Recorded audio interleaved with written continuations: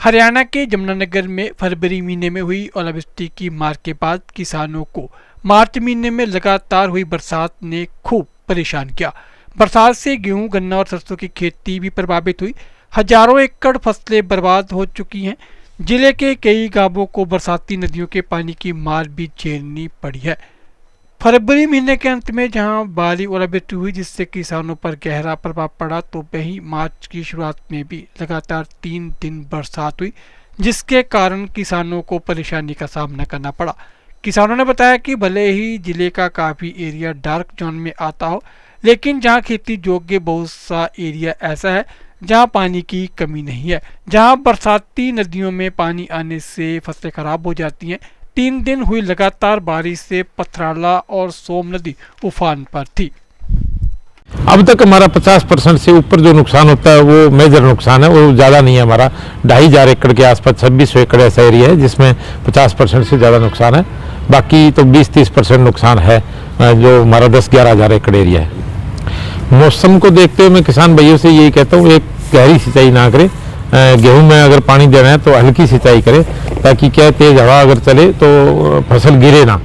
और अपना खाद की जहाँ बात है, खाद समय समय पर देते रहे किसान भाई।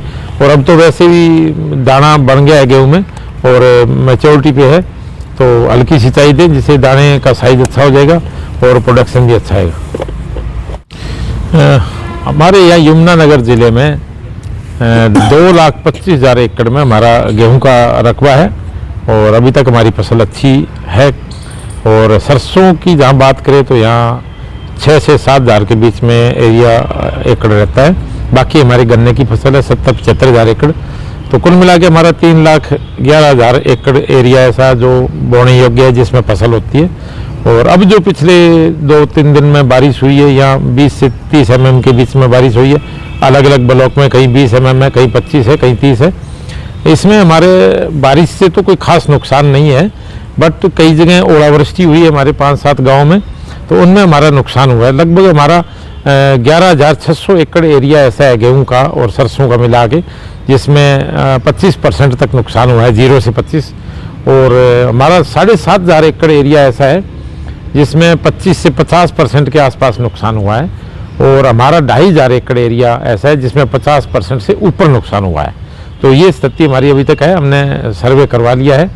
और बारिश से कोई ज़्यादा नुकसान नहीं, ओलावृष्टि से नुकसान हुआ है।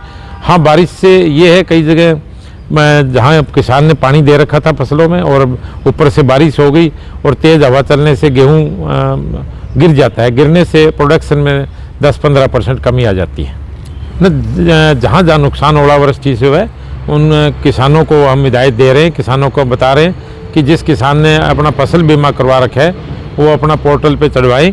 फसल बीमा का पोर्टल है, उस पर अपना नुकसान अंकित करें। और जिस किसान ने बीमा नहीं करा रखा है वो जो क्षतिपूर्ति पोर्टल है उस पर अपना नुकसान बताएं, कितने एकड़ में कौन सी फसल थी और कितना % नुकसान है। और क्षतिपूर्ति पे अपलोड करने के बाद और वो वापस पोर्टल से फिर हमारे तहसीलदार है, DRO साहब इसका सर्वे करवाएंगे और उसका नुकसान आंकलन करेंगे कितने % हुआ है और उसका जो नुकसान है उसी हिसाब से उसका भरपाई कर दी जाएगी। गेहूं की फसलों में तो यही कहना चाहेंगे कि अब की बार तो जैसे भगवान ही हमसे रूठ गया किसानों से, क्योंकि पहले कुछ दिन पहले ही ओलावृष्टि इतनी ज्यादा हो गई थी, फसलें जो है बिल्कुल नष्ट हो गई थी। लेकिन उसके बाद कुछ मौसम साफ हुआ और किसानों ने दोबारा उसमें खाद और पेस्टिसाइड डाले, तो इससे कुछ ठीक हो गई थी।